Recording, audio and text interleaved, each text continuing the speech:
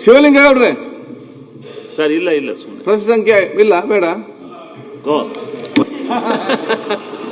ಮಾತಾಡ್ತಾ ಇದ್ದೀರಿ. ಸನ್ಮಾನ್ಯ ಅಧ್ಯಕ್ಷರೇ, ಅಲ್ಲ ನಾನೇನೋ ಮಂಗಳೂರು ಗಲಾಟೆ ಮಾಡ್ತಾ ಇದ್ದಾರೆ. ಯಾವ ಅದು ನೆಗೆಟಿವ್ ಇದ್ರೆ ಆಗ್ತದ, ಒಂದು ಕ್ವಶನ್ ಹಾಕ್ತಾರೆ, 10 ಜನ ಮಾತಾಡ್ತಾರೆ. ಬಹಳ ಸಂತೋಷ. ಆ ತರ ಒಗ್ಗಟ್ಟಿರ್ಬೇಕು ನೋಡಿ.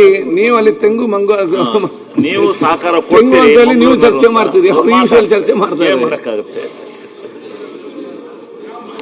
ಇಲ್ಲ, ಈ ಕಡೆನೆ ಇನ್ನು ಆ ಕಡೆಗೆ ನೋಡೋದಿಲ್ರಪ್ಪ. ಆಯ್ತು. ಸನ್ಮಾನ್ಯ ಅಧ್ಯಕ್ಷರೇ, 1476ನೇ ಕ್ವಶನ್ ನಮ್ಮ ಗ್ರಾಮೀಣಾಭಿವೃದ್ಧಿ ಸಚಿವರನ್ನ ಕೇಳಲಿಕ್ಕೆ ಬಯಸ್ತೇನೆ. ಉತ್ತರವನ್ನು ಒದಗಿಸಲಾಗಿದೆ. ಸನ್ಮಾನ್ಯ ಅಧ್ಯಕ್ಷರೇ, ಉತ್ತರವನ್ನ ಒದಗಿಸಿದ್ದಾರೆ.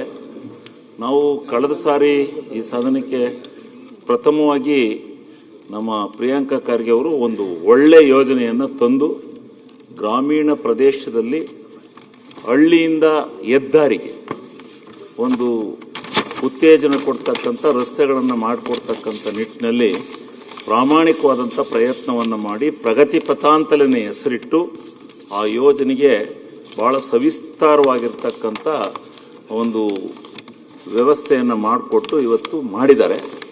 ಅದು ಸ್ವಲ್ಪ ನಿಧಾನ ಆಯಿತು ಅಂತಕ್ಕಂಥದ್ದು. ನಾನು ADB-ನಲ್ಲಿ ಎಲ್ಲ ಕಡೆ ನಾವು ಸ್ವಲ್ಪ ಮಾತನಾಡಿದ್ದೀವಿ.